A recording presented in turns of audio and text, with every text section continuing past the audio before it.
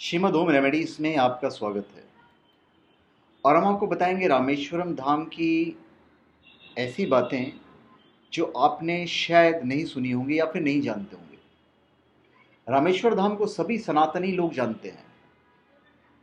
यह भगवान के 4 धाम में से एक धाम है, किंतु बहुत ही कम लोग जानते हैं जो यहाँ की महिमा और शक्ति के वाकिफ हैं। बहुत कम लोग वाकिफ हैं इन चीज़ों से। तमिलनाडु और भारत के दक्षिण में स्थित रामेश्वरम धाम को पाप की मुक्ति के लिए सर्वश्रेष्ठ स्थान बताया गया है। अब पहली चीज, रामेश्वर धाम तमिलनाडु प्रांत के रामनाथपुरम जिले में स्थित है। यहाँ विराजित शिवलिंग को 12 ज्योतिर्लिंगों में से एक बताया जाता है। इसी बात से साबित हो जाता है कि रामेश्वर धाम की महिमा कितनी महान है।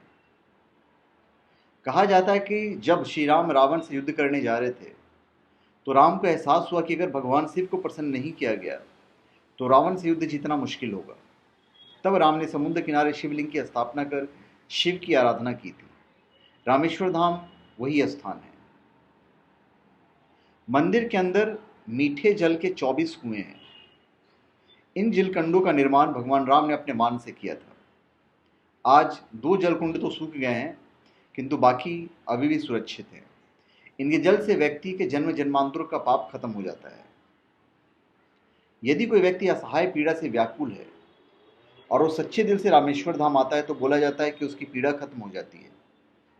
एक तरह से आने पर व्यक्ति को नया जन्म मिलता है।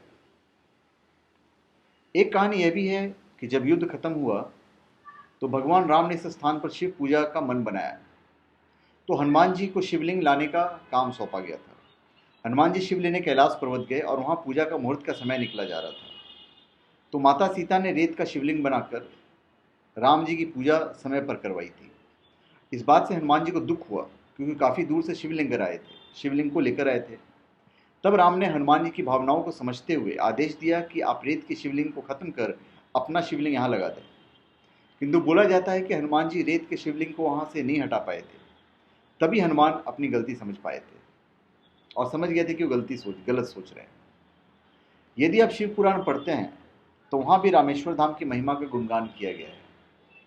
शिव पुराण में बताया गया है कि यह धाम कितना महत्वपूर्ण है। रामेश्वर धाम को जिस तरह से बनाया गया है वो भी देखने लायक चीज़ है। यहाँ की कलाकारी को देखने के लिए दूर दूर से लोग आते हैं।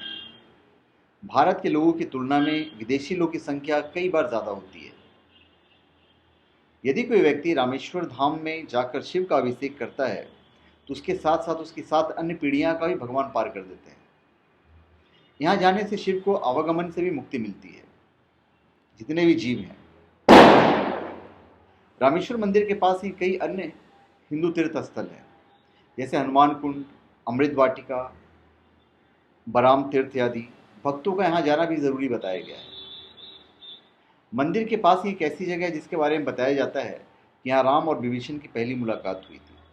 आज इस स्थान पर मंदिर बना हुआ है। इस तरह से रामेश्वर धाम की महिमा को जितना बताया जाए उतना ही कम है।